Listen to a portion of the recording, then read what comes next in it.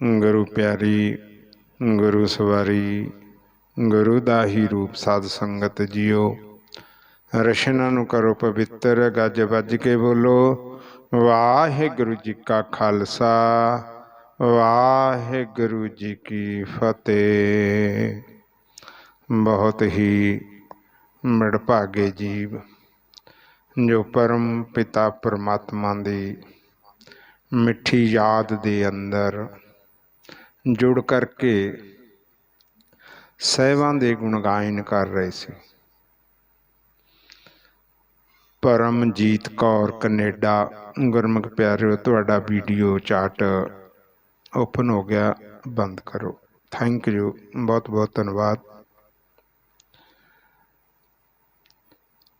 गुरमुखो बड़े ही भाग गुरसिखां दे जो परम पिता परमात्मा दे वल्लों दिती हुई थोड़ी थोड़ी सुवासां दी पूंजी नूं सफल करते हुए मालिक दे गुणगायन कर रहे सी। अते ओ परम पिता परमात्मा जिस दी दे भेजी हुए असी इत्थे आए हां, अते जदों सद्देगा आपां नूं गुरमुख प्यारिओ जाना पैना। ना तो असी अपनी मर्जी नाल इत्थे आए हां, ना ही असी अपनी मर्जी नाल इत्थों जा सकते हैं। ये तो स्पष्ट हो गया कि साडी मर्जी नहीं चलती। हर एक काम दे विच करे करावे आपे आप, मानस कै किछ ना ही हाथ। हुण ये जिहड़ा वचन है ना, ये वचन नूं सुन के बहुत सारे गुरमुख फारग हो जाते आ। बहुत सारे गुरमुखां कोले अपने आप नूं बचाउण दा, अपने आप नूं नशियां दे नाल गलत कम्मां दे नाल जोड़न दा एक आसान तरीका लभ जांदा है।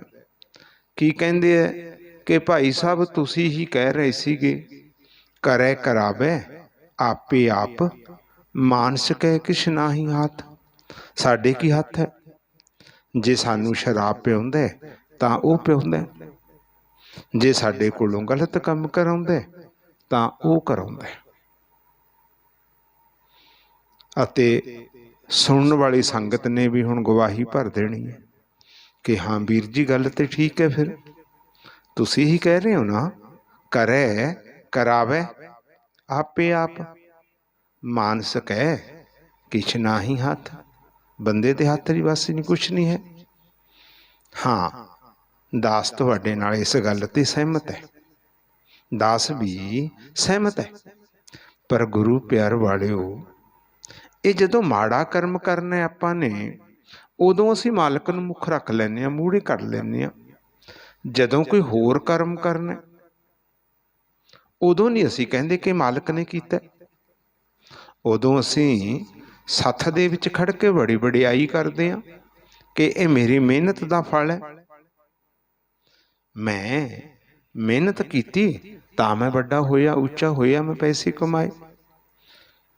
ते सत्थ जाके बड़ा खड़ा असीं बयान कर दिंदे हां कि मैं उत्थे गया, वो बंदे मरन वाला सी, मैं उसदी जान बचाई।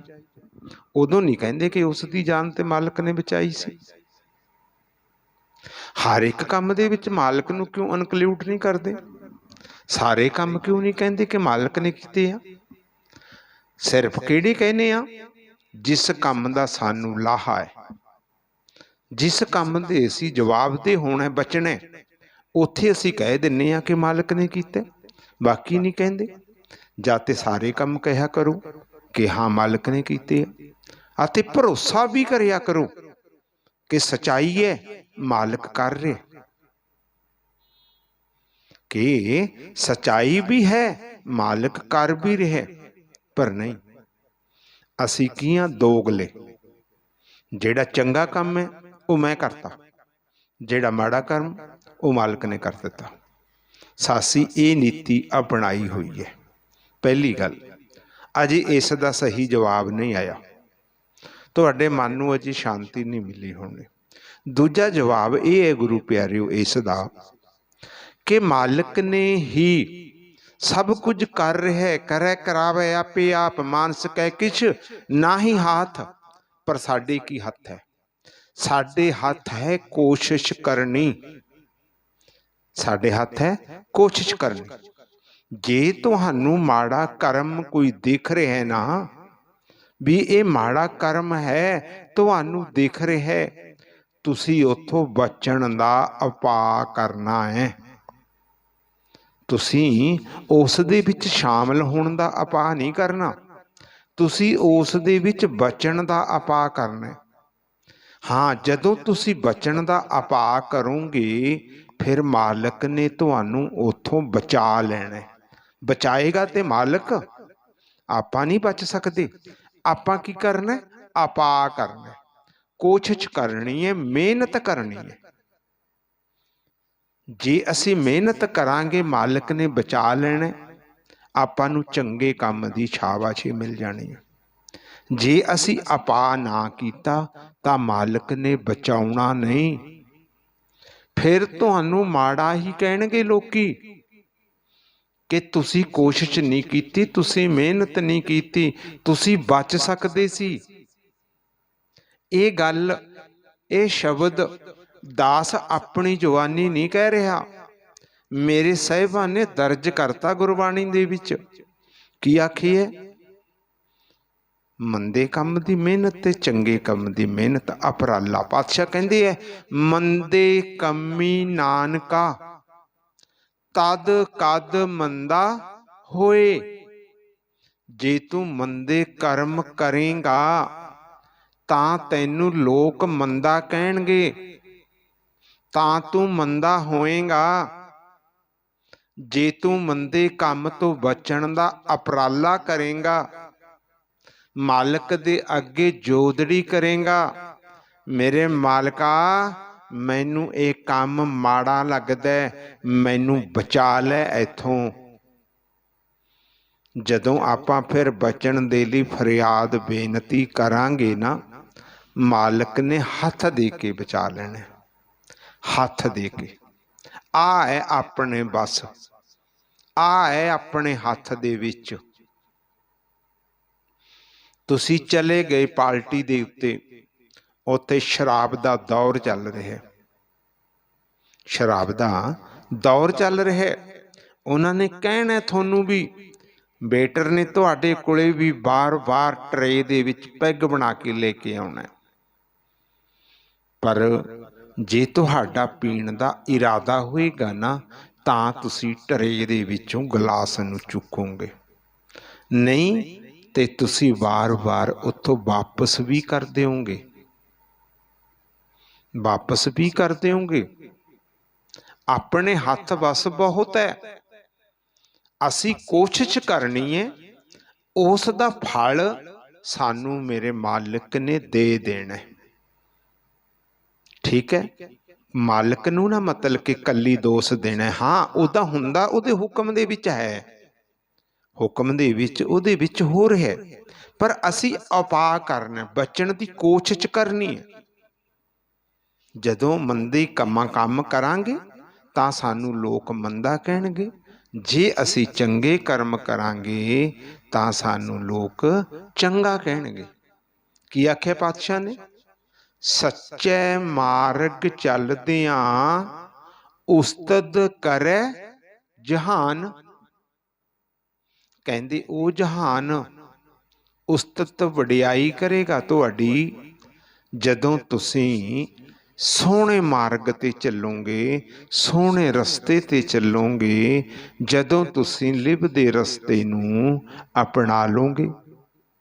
पर जदों गुरमुख प्यारिओ सानू शरेआम पता है ये धात दा रस्ता है, असी धात दे रस्ते ते चल पए, फिर धात दे रस्ते ते तां चलदियां नूं लोकां ने मंदा ही कहना है, मंदा ही कहना है।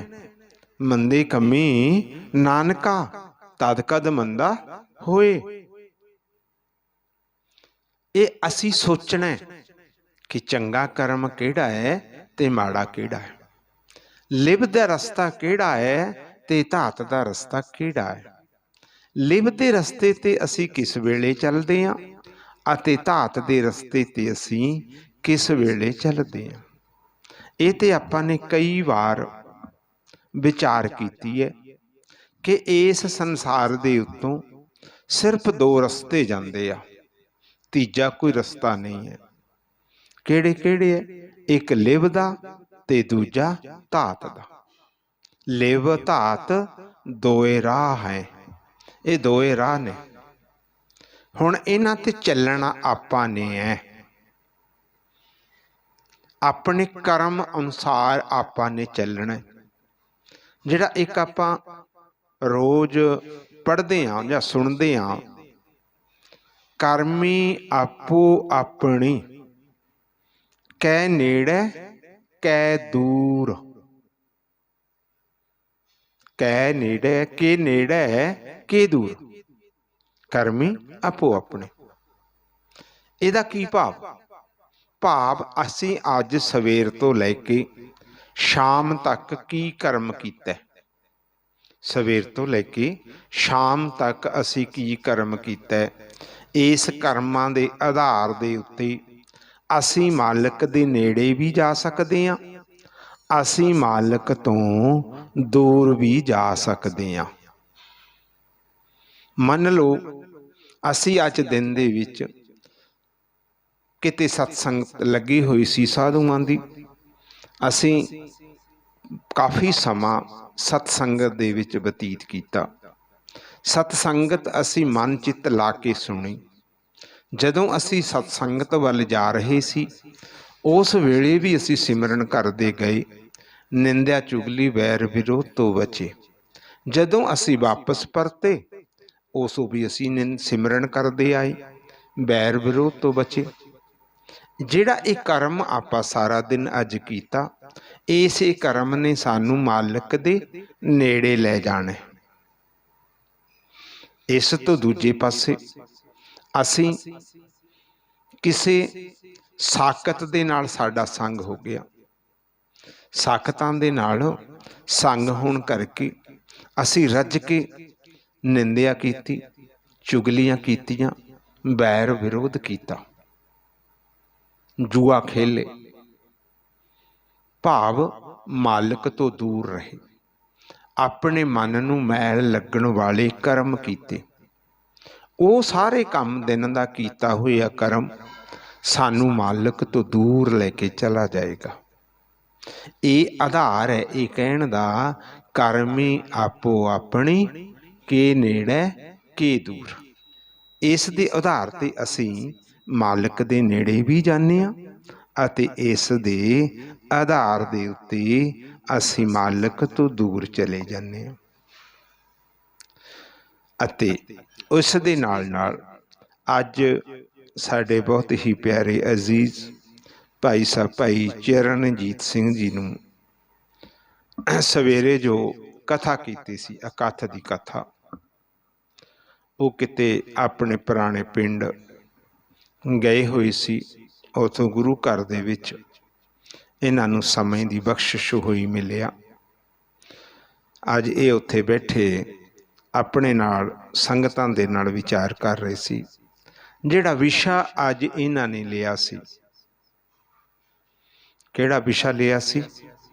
ਮਨ ਦੇ ਇਸ਼ਨਾਨ ਕਰਵਾਉਣ ਦਾ। ਮਨ ਦੇ ਇਸ਼ਨਾਨ ਕਰਵਾਉਣ ਦਾ। ਏਦਾਂ ਇਹ ਛੋਟੇ ਛੋਟੇ ਵਿਸ਼ਿਆਂ ਦੇ ਉੱਤੇ ਅਸੀਂ ਨੇ ਧਿਆਨ ਦੇਣਾ। ਜੋ ਸਾਨੂੰ ਸਵੇਰ ਦਾ ਸ਼ਡਿਊਲ ਮੇਰੇ ਮਾਲਕ ਨੇ ਸਮਝਾਇਆ ਕਿ ਜੇ ਤੂੰ ਸਤਿਗੁਰੂ ਦਾ ਸਿੱਖ ਹੈ ਤਾਂ ਤੇਰਾ ਕੀ ਰੋਲ ਕੀ ਹੈ, ਤੇਰੀ ਅਸਲੀ ਡੈਫੀਨੇਸ਼ਨ ਕੀ ਹੈ, ਤੂੰ ਆਪਣੇ ਦਿਨ ਦੀ ਸ਼ੁਰੂਆਤ ਕਿੱਥੋਂ ਕਰਨੀ ਹੈ। ਆਪਣੇ ਦਿਨ ਦੀ ਸ਼ੁਰੂਆਤ ਕਿੱਥੋਂ ਕਰਨੀ ਹੈ? ਤੂੰ ਸ਼ੁਰੂਆਤ ਕਰਨੀ ਹੈ ਆਪਾਂ ਨੇ ਸਭ ਤੋਂ ਪਹਿਲਾਂ ਇਸ ਮਨ ਦਾ ਇਸ਼ਨਾਨ ਕਰਵਾ ਕੇ। ਇਸ ਮਨ ਦਾ ਇਸ਼ਨਾਨ ਕਰਵਾ ਕੇ। ਪਤਾ ਲੱਗਿਆ ਸੀ ਭਾਈ ਸਾਹਿਬ ਨੇ ਸਵੇਰੇ ਸਮਝਾ ਰਹੇ ਸੀ, पहली शुरुआत कित्थों है? पहली शुरुआत ये है कि जदों असीं परलोक दे विचों इस लोक दे वल नूं आउणा, आउंदियां ही जदों असीं लोक ते परलोक दी हद बन्नी नूं टप जावांगे, भाव इस लोक दे विच दाखल हो जांगे, उसे वेले साडा पहला कदम होएगा कि असीं अपने मन दा इशनान करवाइए। असीं अपने मन दा इशनान करवाइए। हुण किदां होएगा इशनान? पहली डेफिनेशन तो आपां ने कई बारी विचार कीती है, थोड़ा जिहा इत्थे आपां होर जोर देवांगे। क्यों? क्योंकि साडी जिहड़ी सुबह दी शुरुआत है ना, जे वो सही हो जावे, वो सही ढंग दे नाल साडी शुरुआत हो जावे, जे असीं किते सवेरे उठ के मन दा इशनान करवाउणा सिख जाइए, फिर गुरमुख प्यारिओ समझ लो कि साडे मन ते जन्मां जन्मंतरां तो लगी हुई जिहड़ी मैल है, ये उतरनी शुरू हो जाएगी। पहला। दूजा, आपां लिव दे मार्ग दे पांधी हो जावांगे। सानू पता लग जाएगा कि साधु संत भगत ये लिव दे मार्ग ते चलदे ने, की लिव दे मार्ग दियां निशानियां ने। जिहड़ा सतगुरु दा सच्चा सिख कहा रहा है, उस दी करतब की है, उसदा करना की है? पहली बार जदों वो इस लोक दे विच आ रहा है, पातशाह कह रहे है, गुर सतगुर काजो सिख अखाए, भल की उठ हर नाम ते आवे। सवेरे उठण सार की करना है? असी नाम नूं ध्याउणा है, नाम नूं जपना है। इत्थे 90 की 100 दा 100, सिर्फ 98 ला लो, 98% सिखां दे मन दे विच ये वहम हुंदा है कि असीं अजे इशनान नहीं कीता, असीं वाहिगुरू नहीं बोल सकते, असीं सिमरन नहीं कर सकते, अजे साडा तन साफ नहीं होया, असीं साफ सुथरे नहीं बने, असीं अजे तन दा इशनान नहीं करवाया। जदों कि गुरु ग्रंथ साहिब सानू कह रहे है कि तन नूं धोण दे नाल तेरा मन पवित्र नहीं हुंदा, तन नूं धोण दे नाल तेरा मन पवित्र नहीं हुंदा, साफ नहीं हुंदा, उजल नहीं हुंदा। पर साडे सिखां दे मनां दे विच बहुत भारी शक है कि जिन्नी देर असीं सवेरे उठ के इशनान नहीं कर लेंदे, उन्नी देर असीं गुरु दे नेड़े नहीं लग सकते। पर साहिबां की कह रही है? कहंदे पहलां तूं इस तन दा इशनान कर। किदां होएगा तन दा इशनान? किदां होएगा? हुण असीं गुरु साहिबां नूं पुछांगे कि गुरु साहिबां तुसीं दसो किदां शुरुआत करिए असीं दिन दी? फिर साडे पिता सानू समझाउणी करदे आ। की कह रही है? पातशाह कह रही है, गुर सतगुर काजो सिख अखाए, भल के उठ हर नाम ते आवे। कहंदी सवेरे उठण सार पहला आपां ने नाम नूं ध्याउणा है। जदों असीं गुरमुख प्यारिओ नाम नूं ध्यावांगे, भाव सिमरन करांगे, फिर उस वेले साडा मन उस सरोवर दे विच चला जाएगा, उस तीर्थ दे विच चला जाएगा जिस तीर्थ दे विच इसने मल मल के इशनान करना। जिस तीर्थ दे विच इस ने मल के इशनान करना है। गल ये गुरमुखो इस वेले मन दी चलदी है, ना कि तन दी। गल किहदी चलदी है? मन दी। हुण आपां ने सवेरे उठ के पहला नाम ध्याउणा जपना शुरू कर देना। गुर सतगुर का जो सिख अखाए, भल के उठ हर नाम ते आवे। उस तो बाद की कह रहे साहिबा, उद्यम करै भल के प्रभाती। सवेरे सवेरे तैं ये उद्यम करना। केड़ा? उद्यम करै भल के प्रभाती। इशनान करे अमृत सर नहावे। कहंदे तू अमृत सर दे विच इशनान करना। अमृत सर कित्थे है? हरमंदर दे विच ये तीर्थ बने है। एक ये तीर्थ कित्थे है? हरमंदर दे विच है। हरमंदर कित्थे है? हर मंदिर एहो शरीर है। हर मंदिर एहो शरीर है। इत्थे आपां मालक नूं एक बेनती करांगे, एक जोदड़ी करांगे कि मेरे मालका अजे सिखां दे मन दे विच भुलेखा है।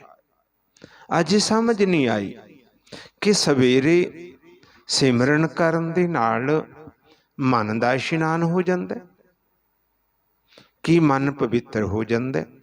सानू होर तरीके नाल समझाओ।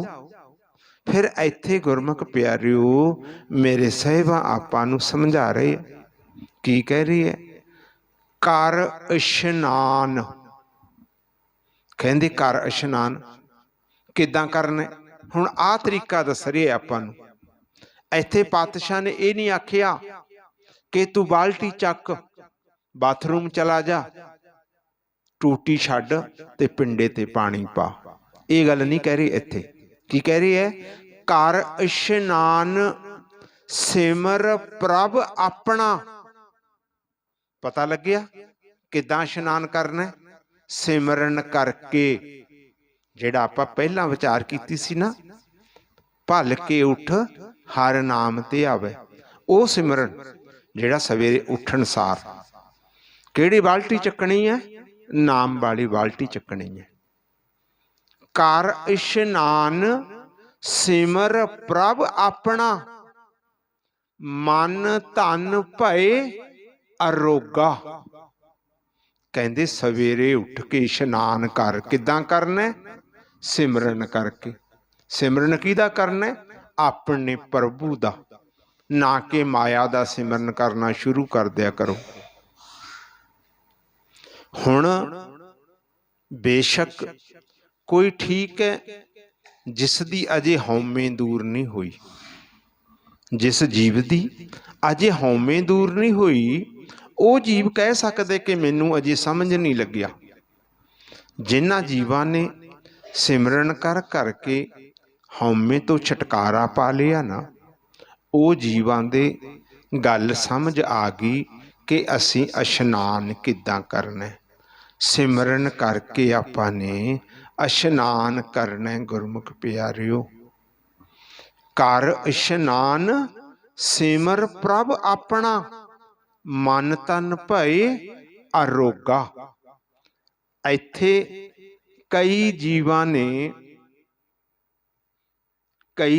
ने अर्थ दूजे लोट कर लेना, दूजे तरीके दे नाल कर लेना। किदां? आपां ते तां कीते कर इशनान सिमर प्रभ अपना, आपां ने ते ये कीते। हुण दूजे लोट इन्हां ने किदां करना? इन्हां ने करना कि इशनान करके पहलां उन्हां ने की करना कि पहलां इशनान करके फिर अपने प्रभु नूं सिमरन। आम जीव इस दा अर्थ इस तरीके नाल करदे आ कि पहलां इशनान कर फिर मालिक नूं सिमर। जदों कि ये बनदा है, मेरा मालिक सानू की संदेशा भेज रहा है। मालिक कहंदे कर इशनान ਸਿਮਰ ਪ੍ਰਭ ਆਪਣਾ, ਸਿਮਰਨ ਕਰਕੇ ਇਸ ਮਨ ਦਾ ਇਸ਼ਨਾਨ ਕਰ, ਫੇਰ ਤੇਰਾ ਮਨ ਤੇ ਤਨ ਅਰੋਗ ਹੋਏਗਾ। ਪਹਿਲਾਂ ਇਹ ਕਿਹਦਾ ਇਸ਼ਨਾਨ ਹੋ ਗਿਆ? ਮਨ ਦਾ। ਜਦੋਂ ਮਨ ਦਾ ਇਸ਼ਨਾਨ ਹੋਇਆ, ਇਸ ਤੋਂ ਬਾਅਦ ਪਾਤਸ਼ਾਹ ਕਹਿੰਦੇ ਹੁਣ ਤੂੰ ਤਨ ਦਾ ਇਸ਼ਨਾਨ ਕਰਨਾ। ਫਿਰ ਤੂੰ ਤਨ ਦਾ ਇਸ਼ਨਾਨ ਕਰਨਾ।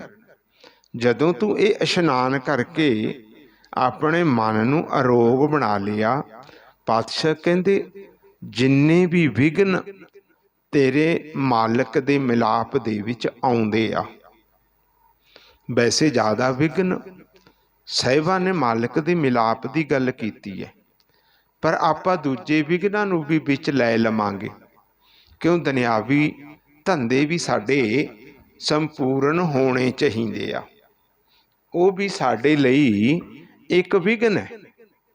ਫਿਰ ਪਾਤਸ਼ਾਹ ਕਹਿੰਦੇ ਹੈ ਕੋਟ ਵਿਘਨ ਲਾਥੇ ਪ੍ਰਭ ਸ਼ਰਨਾ। ਕਹਿੰਦੇ ਜਦੋਂ ਅਸੀਂ ਮੇਰੇ ਮਾਲਕ ਦੀ ਸ਼ਰਨ ਦੇ ਵਿੱਚ ਆ ਜਾਂਦੇ ਹਾਂ, ਮੇਰੇ ਮਾਲਕ ਦੀ ਸ਼ਰਨ ਦੇ ਵਿੱਚ ਪੈ ਜਾਂਦੇ ਹਾਂ ਗੁਰਮੁਖ ਪਿਆਰਿਓ, ਕਹਿੰਦੇ ਕਰੋੜਾਂ ਵਿਘਨ ਸਾਰੇ ਦੂਰ ਹੋ ਜਾਂਦੇ ਆ। ਕੋਟ ਵਿਘਨ ਲਾਥੇ, ਲੱਥ ਕੇ ਕਹਿੰਦੇ ਸਾਰੇ ਵਿਘਨ, ਕਰੋੜ ਵਿਘਨ ਲਾਥੇ ਪ੍ਰਭ ਸ਼ਰਣਾ, ਪ੍ਰਗਟੇ ਭਲੇ ਸੰਜੋਗਾ। ਕਹਿੰਦੇ ਜਿਹੜੇ ਸਾਡੇ ਚੰਗੇ ਸੰਜੋਗ ਨੇ, ਚੰਗੇ ਕਰਮ ਨੇ, ਉਹ ਪ੍ਰਗਟ ਹੋ ਜਾਣੇ ਆ ਜਦੋਂ ਸਾਡੇ ਵਿਘਨ ਸਾਡੇ ਦੂਰੋਂ ਸਾਡੇ ਨੇੜਿਓਂ ਲੱਥ ਗਏ ਗੁਰਮੁਖ ਪਿਆਰਿਓ। ਇਸ ਕਰਕੇ ਅਸੀਂ ਜਿਹੜਾ ਸਵੇਰ ਦਾ ਕਰਮ ਹੈ, ਉਹ ਕਿੱਥੋਂ ਸ਼ੁਰੂਆਤ ਕਰਨਾ ਹੈ? ਸਿਮਰਨ ਤੋਂ। ਸਵੇਰੇ ਉੱਠਣ ਸਾਰ, ਇਸ ਸੰਸਾਰ ਦੇ ਵਿੱਚ ਆਉਣ ਸਾਰ, ਇਸ ਸੰਸਾਰ ਦੇ ਵਿੱਚ ਜਿਸ ਨੂੰ ਆਪਾਂ ਦੇਖਦੇ ਹਾਂ ਉਹ ਕੀ ਚੀਜ਼ ਹੈ? ਕੀ ਚੀਜ਼ ਹੈ ਉਹ ਗੁਰਮੁਖ ਪਿਆਰਿਓ ਮਾਇਆ ਹੈ। ਇਹ ਨੇਤਰ ਜਿਸ ਨੂੰ ਵੀ ਦੇਖਦੇ ਆ, ਇਹ ਕੀ ਹੈ? ਮਾਇਆ। ਸਭ ਤੋਂ ਪਹਿਲਾਂ ਅਸੀਂ ਕੁਛ ਵੀ ਦੇਖੀਏ ਉਹ ਮਾਇਆ ਹੈ, ਜਿਹੜੀ ਅਸੀਂ ਇਹਨਾਂ ਖੁੱਲ੍ਹੇ ਨੇਤਰਾਂ ਦੇ ਨਾਲ ਦੇਖਦੇ ਹਾਂ। ਜਦੋਂ ਆਪਾਂ ਮਨ ਦੇ ਨੇਤਰਾਂ ਦੇ ਨਾਲ ਦੇਖਾਂਗੇ, ਉਦੋਂ ਗੁਰਮੁਖ ਪਿਆਰਿਓ ਆਪਾਂ ਨੂੰ ਮਾਲਕ ਨਿਰੰਕਾਰ ਨਜ਼ਰ ਆਏਗਾ। ਆਪਾਂ ਨੇ ਕੋਸ਼ਿਸ਼ ਕਰਨੀ ਹੈ ਸੰਸਾਰ ਨੂੰ ਦੇਖਣ ਤੋਂ ਪਹਿਲਾਂ ਇਸ ਲੋਕ ਦੇ ਵਿੱਚ ਆਏ ਹਾਂ, ਇਸ ਲੋਕ ਦੇ ਵਿੱਚ ਜੇ ਸਭ ਤੋਂ ਪਹਿਲਾਂ ਦਰਸ਼ਨ ਦੀਦਾਰ ਹੋਵੇ ਤਾਂ ਮੇਰੇ ਸਾਹਿਬਾਂ ਦਾ ਹੋਵੇ। ਜਦੋਂ ਸਾਨੂੰ ਸਾਹਿਬਾਂ ਦਾ ਦਰਸ਼ਨ ਦੀਦਾਰ ਹੋ ਗਏ, ਫਿਰ ਅਸੀਂ ਗਾ ਸਕਦੇ ਹਾਂ, ਕਹਿ ਸਕਦੇ ਹਾਂ ਕਿ ਮੇਰੇ ਮਾਲਕਾ, ਮੇਰੇ ਜਿਉਣ ਦੀ ਸ਼ੁਰੂਆਤ ਕਿੱਥੋਂ ਹੋਈ? ਤੇਰਾ ਦਰਸ਼ਨ ਕਰਕੇ, ਤੇਰਾ ਦਰਸ਼ਨ ਕਰਕੇ।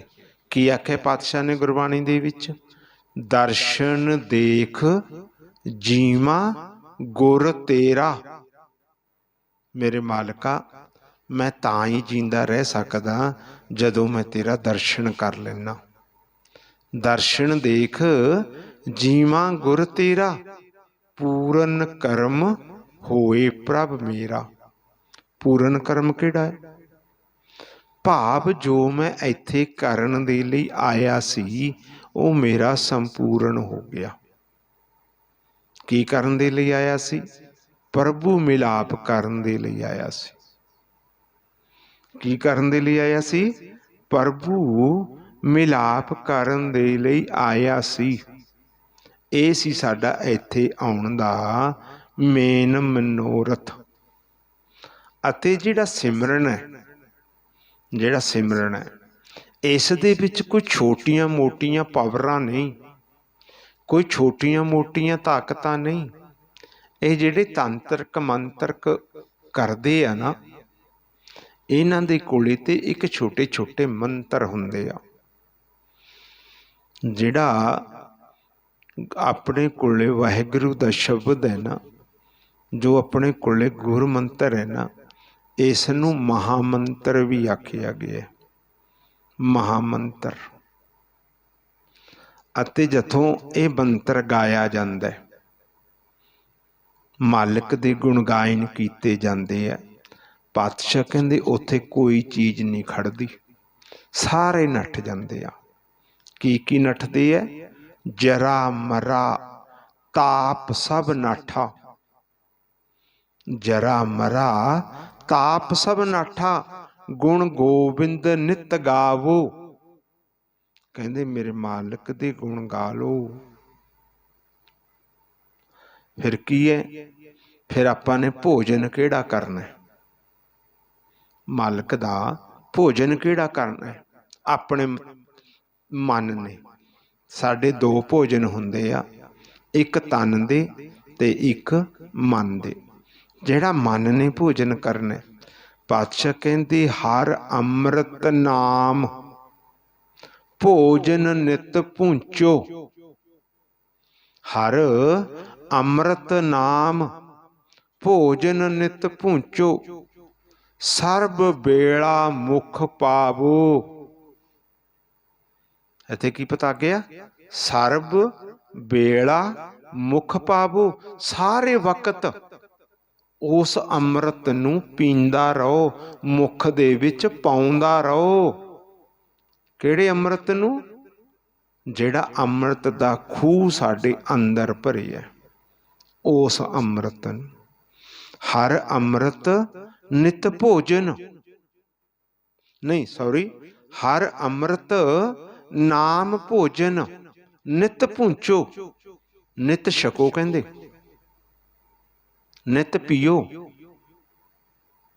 ਸਰਬ ਵੇਲਾ ਮੁਖ ਪਾਵੋ। ਸਾਰਿਆਂ ਵੇਲਿਆਂ ਦੇ ਵਿੱਚ ਕੋਈ ਇੱਕ ਵੇਲਾ ਨਿਯੁਕਤ ਨਹੀਂ ਕੀਤਾ ਕਿ ਤੁਸੀਂ ਉਦੋਂ ਅੰਮ੍ਰਿਤ ਪੀਣਾ। ਸਰਬ ਵੇਲਾ ਮੁਖ ਪਾਵੋ। ਜਦੋਂ ਸਾਰਿਆਂ ਵੇਲਿਆਂ ਦੇ ਵਿੱਚ ਤੁਸੀਂ ਉਸ ਅੰਮ੍ਰਿਤ ਨੂੰ ਮੁਖ ਦੇ ਵਿੱਚ ਰੱਖਣਾ ਸ਼ੁਰੂ ਕਰ ਦਿੱਤਾ, ਫਿਰ ਪਾਤਸ਼ਾਹ ਕਹਿੰਦੇ ਉੱਥੇ ਜਰਾ ਮਰਾ ਤਾਪ ਸਭ ਨਾਠਾ, ਗੁਣ ਗੋਬਿੰਦ ਨਿਤ ਗਾਵੋ। ਉੱਥੇ ਕਹਿੰਦੇ ਇਹ ਸਾਰਾ ਕੁਝ ਨੱਠ ਜਾਂਦਾ। ਹੁਣ ਜਿਹੜੇ ਗੁਰਮੁਖ ਆਪਣੀ ਜਵਾਨੀ ਕਹਿ ਰਹੇ ਹੈ ਕਿ ਵੀਰ ਜੀ ਅੰਮ੍ਰਿਤ ਦੀਆਂ ਘੁੱਟਾਂ ਵੀ ਆਉਂਦੀਆਂ ਨੇ, ਪਰ ਅਜੇ ਵੀ ਕਾਲ ਘੇਰ ਲੈਂਦਾ। ਪਾਤਸ਼ਾਹ ਕਹਿੰਦੇ ਕੁਛ ਨੇੜੇ ਨਹੀਂ ਆਉਂਦਾ, ਕੁਛ ਨਹੀਂ ਆਉਂਦਾ। ਕਦੋਂ ਆ ਕੇ ਘੇਰਦਾ ਕਾਲ? ਜਦੋਂ ਅਸੀਂ ਜੁਗਤੀ ਅਨੁਸਾਰ ਉਸ ਦਾ ਏਰੀਆ ਨਹੀਂ ਛੱਡਦੇ, ਉਸ ਦਾ ਏਰੀਆ ਨਹੀਂ ਛੱਡਦੇ। ਹੁਣ ਇੱਕ ਗੱਲ ਬਿਲਕੁਲ ਸਪਸ਼ਟ ਹੈ, ਸਪਸ਼ਟ। ਤੁਹਾਡੇ ਘਰ ਕੋਈ ਮਹਿਮਾਨ ਆ ਜਾਵੇ, ਪੁਰਾਣੀਆਂ ਬੁੱਢੀਆਂ ਦਾ ਇੱਕ ਪਖਾਨ ਹੁੰਦਾ ਸੀ, ਪੁਰਾਣੇ ਬਜ਼ੁਰਗ ਮਹਿਤਾਵਾਂ ਦਾ ਇੱਕ ਪਖਾਨ ਹੁੰਦਾ ਸੀ। ਕਹਿੰਦੇ ਜੋ ਕੋਈ ਮਹਿਮਾਨ ਆਉਂਦਾ ਸੀ ਨਾ, ਉਸ ਨੂੰ ਪ੍ਰਾਹੁਣਾ ਕਹਿੰਦੇ ਸੀ ਕਿ ਪ੍ਰਾਹੁਣਾ ਆ ਗਿਆ ਸਾਡੇ। ਪਹਿਲੇ ਦਿਨ ਉਸ ਨੂੰ ਪ੍ਰਾਹੁਣਾ, ਉਸ ਤੋਂ ਦੂਜੇ ਦਿਨ ਉਸ ਨੂੰ ਧਰਾਉਣਾ, ਪ੍ਰਾਹੁਣਾ ਧਰਾਉਣਾ। ਤੀਜੇ ਦਿਨ ਉਸ ਨੂੰ ਬੁੜੀਆਂ ਕਹਿੰਦੀਆਂ ਹੁੰਦੀਆਂ ਵੇ ਚਲਾ ਜਾ ਦਾਦੇ ਮੰਗਾਉਣਾ। ਫਿਰ ਤੀਜੇ ਦਿਨ ਉਸ ਨੂੰ ਦਾਦੇ ਮੰਗਾਉਣਾ ਕਹਿੰਦੀਆਂ ਸੀ। ਇਸੇ ਤਰੀਕੇ ਨਾਲ ਵਕਤ ਨਾਲ ਜੇ ਉਹ ਪਹਿਲੇ ਦਿਨ ਹੀ ਆ ਕੇ ਇੱਕ ਰਾਤ ਕੱਟ ਕੇ ਚਲਾ ਜਾਂਦਾ, ਉਸ ਨੂੰ ਕੋਈ ਇਹ ਲਫ਼ਜ਼ ਨਾ ਬੋਲਦਾ। ਦੂਜੇ ਦਿਨ ਚਲਾ ਜਾਂਦਾ, ਫਿਰ ਕੋਈ ਆ ਤੀਜੇ ਦਿਨ ਵਾਲਾ ਲਫ਼ਜ਼ ਨਾ ਬੋਲਦਾ, ਦਾਦੇ ਮੰਗਾਉਣਾ। ਉਹ ਗਿਆ ਨਹੀਂ ਤਾਂ ਉਹ ਬੋਲਣੇ ਪਏ। ਇਸੇ ਤਰੀਕੇ ਨਾਲ ਗੁਰਮੁਖ ਪਿਆਰਿਓ, ਅਸੀਂ ਵੀ ਕਾਲ ਦੇ ਏਰੀਏ ਦੇ ਵਿੱਚ ਖੇਡਣ ਦੇ ਲਈ ਆਏ ਹੋਏ ਹਾਂ। ਕਾਲ ਦੇ ਏਰੀਏ ਦੇ ਵਿੱਚ ਖੇਡੋ, ਸਮੇਂ ਨਾਲ ਇਹ ਏਰੀਏ ਨੂੰ ਛੱਡੋ। ਇਹ ਏਰੀਏ ਨੂੰ ਛੱਡ ਕੇ ਆਪਣੇ ਘਰ ਚਲੇ ਜਾਓ ਤਾਂ ਕਾਲ ਸਾਨੂੰ ਦੁਖੀ ਨਹੀਂ ਕਰੇਗਾ। ਕਾਲ ਸਾਨੂੰ ਦੁਖੀ ਨਹੀਂ ਕਰੇਗਾ। ਜਦੋਂ ਅਸੀਂ ਇਸ ਦਾ ਏਰੀਆ ਹੀ ਨਹੀਂ ਛੱਡਦੇ, ਇਸ ਦਾ ਘਰ ਹੀ ਨਹੀਂ ਛੱਡਦੇ, ਫਿਰ ਤੇ ਇਹਨੇ ਸਾਨੂੰ ਕਹਿਣਾ, ਫਿਰ ਤੇ ਕਹਿਣਾ। ਪਾਤਸ਼ਾਹ ਤੇ ਕਰੀਏ ਇਹ ਦਿਨ ਤੇ ਰਾਤ ਦਾ ਖੇਲ ਹੈ, ਤੂੰ ਖੇਲ ਖੇਲ ਖੇਲ ਖੇਲ ਕੇ ਆਪਣੇ ਘਰ ਜਾ। ਦਿਨ ਦੇ ਵਿੱਚ ਵੀ ਤੈਨੂੰ ਸਮਾਂ ਮਿਲਦਾ, ਤੂੰ ਵਿਹਲਾ ਹੈ, ਆਪਣੇ ਘਰ ਜਾ। ਪਰ ਅਸੀਂ ਇਸ ਖੇਲ ਨੂੰ ਅਜੇ ਸਿੱਖਿਆ ਨਹੀਂ, ਜਾਣਿਆ ਨਹੀਂ, ਪਹਿਚਾਣਿਆ ਨਹੀਂ। ਹੁਣ ਆਪਾਂ ਕੋਸ਼ਿਸ਼ ਕਰਾਂਗੇ ਇਸ ਖੇਲ ਨੂੰ ਜਾਣਨ ਦੀ, ਇਸ ਖੇਲ ਨੂੰ ਪਹਿਚਾਨਣ ਦੀ।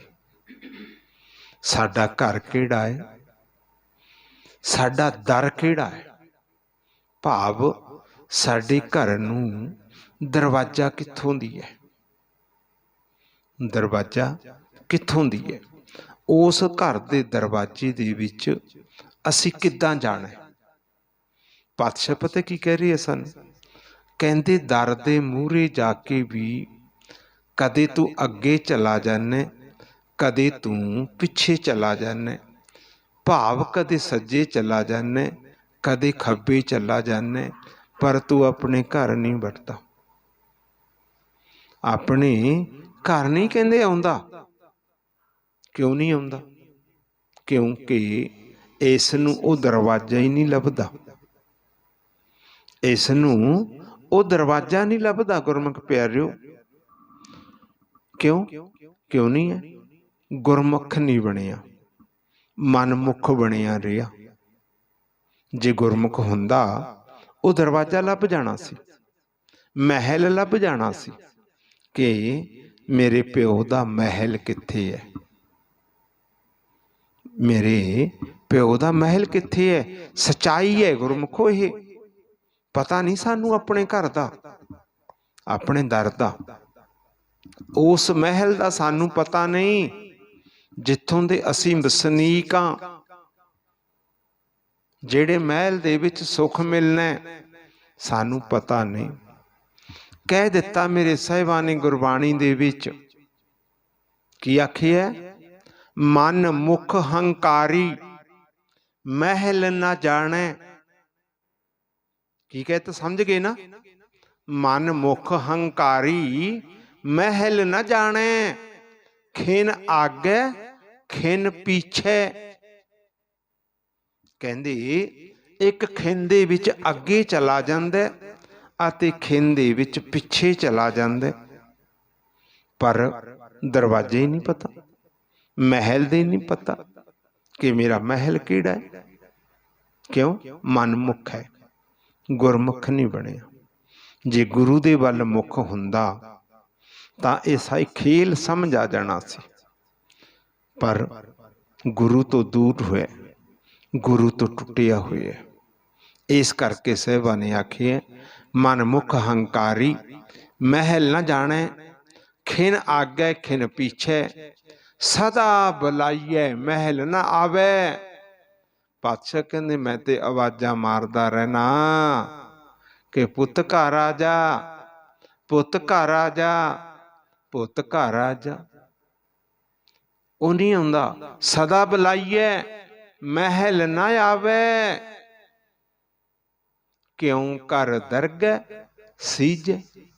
ਫਿਰ ਕਹਿੰਦੇ ਤੈਨੂੰ ਦਰਗਾਹ ਦੇ ਵਿੱਚ ਥਾਂ ਕਿੱਦਾਂ ਮਿਲੇਗੀ, ਕਿੱਦਾਂ ਮਿਲੇਗੀ ਤੈਨੂੰ ਥਾਂ? ਦੱਸ ਕਿਸ ਬੇਸ ਦੇ ਉੱਤੇ ਮੈਂ ਤੈਨੂੰ ਦਰਗਾਹ ਦੇ ਵਿੱਚ ਥਾਂ ਦੇ ਦਿਆਂ। ਬੁਲਾਏ ਤੂੰ ਮਹਿਲ ਦੇ ਵਿੱਚ ਆਉਂਦਾ ਨਹੀਂ, ਬੁਲਾਏ ਤੂੰ ਮਹਿਲ ਦੇ ਵਿੱਚ ਆਉਂਦਾ ਨਹੀਂ। ਹੁਣ ਜੇ ਤੁਹਾਨੂੰ ਅਜੇ ਵੀ ਸਮਝ ਨਹੀਂ ਲੱਗੀ ਇਸ ਖੇਲ ਦੀ ਗੁਰਮੁਖੋ, ਫਿਰ ਲੱਗਣੇ ਵੀ ਨਹੀਂ, ਫੇਰ ਨਹੀਂ ਲੱਗਣੇ। ਕਹਿ ਦਿੱਤਾ ਸਾਹਿਬਾਂ ਨੇ ਸਦਾ ਬੁਲਾਈਏ ਮਹਿਲ ਨਾ ਆਵੇ, ਖਿਨ ਆਗੇ ਨਾ, ਸਦਾ ਬੁਲਾਈਏ ਮਹਿਲ ਨਾ ਆਵੇ, ਖਿਨ ਆਗੇ ਖਿਨ ਪਿੱਛੇ। ਨਹੀਂ ਸੌਰੀ, ਪਹਿਲ ਆਖੇ ਸ਼ਬਦ ਮਨਮੁਖ ਹੰਕਾਰੀ ਮਹਿਲ ਨਾ ਜਾਣੇ, ਖਿਨ ਆਗੇ ਖਿਨ ਪਿੱਛੇ, ਸਦਾ ਬੁਲਾਈਏ ਮਹਿਲ ਨਾ ਆਵੇ, ਕਿਉਂ ਕਰ ਦਰਗਹਿ ਸੀਜੈ। ਫਿਰ ਤੈਨੂੰ ਦਰਗਾਹ ਦੇ ਵਿੱਚ ਥਾਂ ਨਹੀਂ ਮਿਲਣੀ ਜੇ ਤੂੰ ਮਹਿਲ ਦੇ ਵਿੱਚ ਨਾ ਆਇਆ। ਦਰਗਾਹ ਦੇ ਵਿੱਚ ਥਾਂ ਲੈਣ ਦੇ ਲਈ ਤੈਨੂੰ ਮਹਿਲ ਦੇ ਵਿੱਚ ਆਉਣਾ ਜਾਣਾ ਬਣਾਉਣਾ ਪੈਣਾ ਹੈ। ਹੁਣ ਆਪਾਂ ਕੋਸ਼ਿਸ਼ ਕਰਾਂਗੇ ਸਾਰੇ ਗੁਰਮੁਖ ਕਿ ਆਪਾਂ ਮਹਿਲ ਚੱਲੀਏ, ਆਪਾਂ ਉਸ ਮਹਿਲ ਨੂੰ ਲੱਭੀਏ, ਆਪਾਂ ਉਸ ਮਹਿਲ ਦੇ ਦਰ ਦੇ ਉੱਤੇ ਜਾ ਕੇ ਮੇਰੇ ਮਾਲਕ ਨੂੰ ਆਵਾਜ਼ਾਂ ਮਾਰੀਏ, ਮੇਰੇ ਮਾਲਕ ਨੂੰ ਪੁਕਾਰੀਏ। ਜਦੋਂ ਦਰ ਦੇ ਉੱਤੇ ਜਾ ਕੇ, ਦਰ ਕਿਹੜਾ ਹੈ? ਮਹਿਲਾਂ ਦਾ ਦਰ। ਜਦੋਂ ਮਹਿਲਾਂ ਦੇ ਦਰ ਦੇ ਉੱਤੇ ਜਾ ਕੇ ਇਹ ਮਨ ਕੂਕੇਗਾ, ਪੁਕਾਰੇਗਾ, ਫਿਰ ਮੇਰਾ ਸਾਹਿਬਾਂ ਗੁਰਮੁਖ ਪਿਆਰਿਓ ਉਸ ਸਾਡੀ ਆਵਾਜ਼ ਨੂੰ ਸੁਣੇਗਾ। ਕਿੱਥੇ ਬਹਿ ਕੇ? ਮਹਿਲਾਂ ਦੇ ਵਿੱਚ ਬਹਿ ਕੇ। ਸਦਾ ਬੁਲਾਈਏ, ਮਹਿਲ ਨਾ ਆਵੇ, ਆਉਂਦਾ ਨਹੀਂ। ਪਰ ਜਦੋਂ ਦਰਗਾਹ ਦੇ ਵਿੱਚ ਨਹੀਂ, ਦਰ ਦੇ ਉੱਤੇ ਬਹਿ ਕੇ ਆਵਾਜ਼ਾਂ ਮਾਰਾਂਗੇ, ਫਿਰ ਮੇਰਾ ਪਿਤਾ ਸਾਡੀ ਆਵਾਜ਼ ਨੂੰ, ਸਾਡੀ ਪੁਕਾਰ ਨੂੰ, ਸਾਡੀ ਕੂਕ ਨੂੰ ਸੁਣੇਗਾ ਅਤੇ ਸਾਡੇ ਤੇ ਰਹਿਮ ਕਿਰਪਾ ਕਰੇਗਾ, ਸਾਡੇ ਤੇ ਤਰਸ ਕਰੇਗਾ। ਹੁਣ ਆਪਾਂ ਸਾਰੇ ਜੀਵਾਂ ਨੇ ਇਕੱਤਰ ਹੋ ਕੇ ਮੇਰੇ ਮਾਲਕ ਨੂੰ ਆਵਾਜ਼ਾਂ ਮਾਰਨੀਆਂ ਨੇ। ਆਵਾਜ਼ਾਂ ਇੱਕ ਦੋ ਨਿਯਮ। ਕਿਹੜੇ ਨਿਯਮ? ਪਹਿਲਾ ਨਿਯਮ ਨੇਤਰਾਂ ਨੂੰ ਬੰਦ ਕਰਨਾ। ਦੂਜਾ ਨਿਯਮ ਆਪਣੀ ਆਵਾਜ਼ ਨੂੰ ਆਪ ਸੁਣਨਾ। ਤੀਜਾ ਨਿਯਮ ਪੌਣ ਅੰਦਰ ਪ੍ਰਵੇਸ਼ ਕਰਦੀ ਹੈ, ਵਾਹ ਉਚਾਰਨ ਕਰਨਾ। ਪੌਣ ਬਾਹਰ ਆਉਂਦੀ ਹੈ, ਗੁਰੂ ਉਚਾਰਨ ਕਰਨਾ। ਕਰੋ ਜੀ ਗੁਰਮੁਖ ਪਿਆਰਿਓ ਨੇਤਰਾਂ ਨੂੰ ਬੰਦ। ਸਾਹਮਣੇ ਖਾਲੀ ਖਲਾ ਦੇ ਵਿੱਚ ਦੇਖਦੇ ਦੇਖਦੇ ਨੇਤਰਾਂ ਨੂੰ ਬੰਦ ਕਰ ਲਓ। ਨੇਤਰਾਂ ਨੂੰ ਬੰਦ ਕਰਨ ਦੇ ਬਾਵਜੂਦ ਵੀ ਤੁਸੀਂ ਗੁਰਮੁਖੋ ਟਿਕ ਟਿਕੀ ਲਾ ਕੇ ਸਾਹਮਣੇ ਵੇਖਦੇ ਰਹੋ। ਹੋ ਸਕਦਾ ਮੇਰੇ ਮਾਲਕ ਦਾ ਸਰੂਪ ਵੀ ਨਜ਼ਰ ਆ ਜਾਵੇ ਅਤੇ ਮੇਰੇ ਮਾਲਕ ਦੀ ਆਵਾਜ਼ ਵੀ ਸੁਣਾਈ ਦੇਵੇ ਜਦੋਂ ਆਪਣੀ ਆਵਾਜ਼ ਸੁਣਨ ਦੇ ਵਿੱਚ ਧਿਆਨ ਦਿਓਗੇ। ਕਰੋ ਜੀ ਸ਼ੁਰੂ।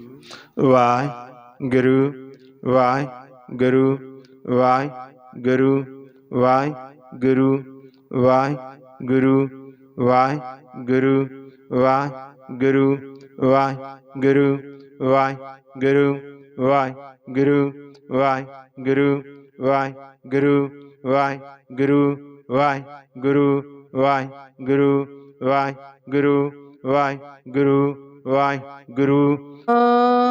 ਗੁਰੂ ਵਾਹਿਗੁਰੂ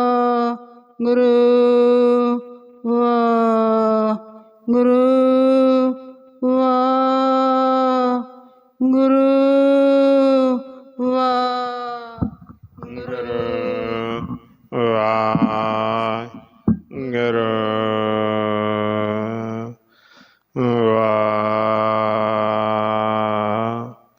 ਵਾਹਿਗੁਰੂ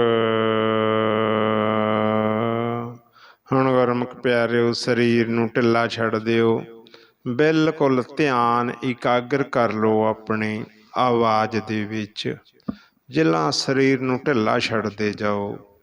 ਸ਼ੁਰੂ ਕਰੋ ਜੀ। ਵਾਹਿਗੁਰੂ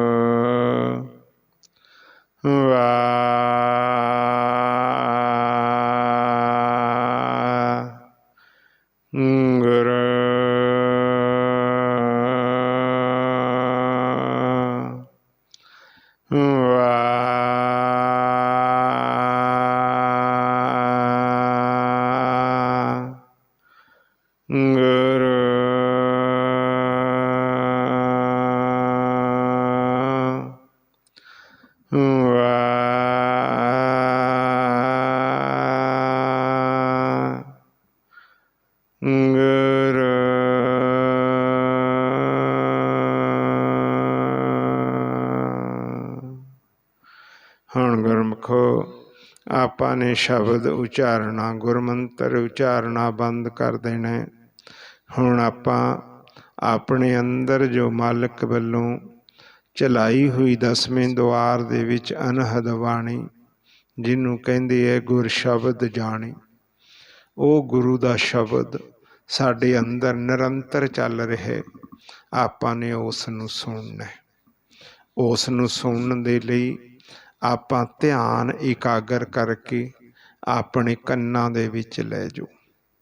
ਜਿਹੜੇ ਗੁਰਮੁਖਾਂ ਨੂੰ ਪਹਿਲਾਂ ਤੋਂ ਇਸ ਕਿਰਪਾ ਹੈ ਮਾਲਕ ਦੀ, ਉਹ ਮਨ ਦਾ ਆਸਣ ਖਾਲੀ ਖਲਾ ਦੇ ਵਿੱਚ ਲਾ ਕੇ ਉਸ ਧਿਆਨ ਨੂੰ, ਆਵਾਜ਼ ਨੂੰ, ਸ਼ਬਦ ਨੂੰ ਸੁਣੋ। ਜਿਨ੍ਹਾਂ 'ਤੇ ਅਜੇ ਬਖਸ਼ਿਸ਼ ਨਹੀਂ ਹੋਈ, ਉਹ ਆਪਣੇ ਧਿਆਨ ਨੂੰ ਆਪਣੇ ਕੰਨਾਂ ਦੇ ਕੋਲ ਲੈ ਜਾਓ। ਉੱਥੇ ਮਨ ਦਾ ਆਸਣ ਲਾ ਕੇ ਸੁਣਨ ਦੀ ਕਿਰਪਾਲਤਾ ਕਰੋ। ਕਿੱਦਾਂ ਦੀ ਆਵਾਜ਼ ਹੋਏਗੀ? ਭਾਵ ਜਿੱਦਾਂ ਚਿੜੀਆਂ ਬੋਲਦੀਆਂ, ਜਿੱਦਾਂ ਘੁੰਗਰੂ ਛਣਕਦੇ ਆ, ਜਿੱਦਾਂ ਬਗੈਰ ਬੱਦਲਾਂ ਤੋਂ ਬੱਦਲ ਗੱਜਦੇ ਹੈ, ਬਗੈਰ ਬੱਦਲਾਂ ਤੋਂ ਬਾਰਿਸ਼ ਹੁੰਦੀ ਹੈ। ਗੁਰਮੁਖ ਪਿਆਰਿਓ, ਬਗੈਰ ਤਪਲੇ ਤੋਂ ਤਪਲਾ ਬੋਲਦਾ। ਐਦਾਂ ਦੀ ਕੋਈ ਵੀ ਆਵਾਜ਼ ਸੁਣਾਈ ਦੇ, ਸਮਝ ਲਓ ਅਸੀਂ ਵੱਡਿਆਂ ਭਾਗਾਂ ਵਾਲੇ ਹੋ ਗਏ। ਕੋਸ਼ਿਸ਼ ਕਰੋ ਇਸ ਆਵਾਜ਼ ਨੂੰ ਅੰਦਰੋਂ ਸੁਣਨ ਦੀ। 2 ਮਿੰਟਾਂ ਦੇ ਲਈ ਆਪਾਂ ਅੰਤਰ ਧਿਆਨ ਹੋ ਕੇ ਅੰਤਰਗਤ ਬੈਠਾਂਗੇ ਆਰਾਮ ਦੇ ਨਾਲ। ਸਾਰੇ ਗੁਰਮੁਖ ਆਪਣਾ ਅੰਤਰ ਧਿਆਨ ਹੋ ਕੇ ਬਿਲਕੁਲ ਸਹਿਜਤਾ ਦੇ ਵਿੱਚ ਅੰਤਰ ਧਿਆਨ ਹੋ ਕੇ ਬੈਠਣ ਦੀ ਕਿਰਪਾਲਤਾ ਕਰੋ ਜੀ।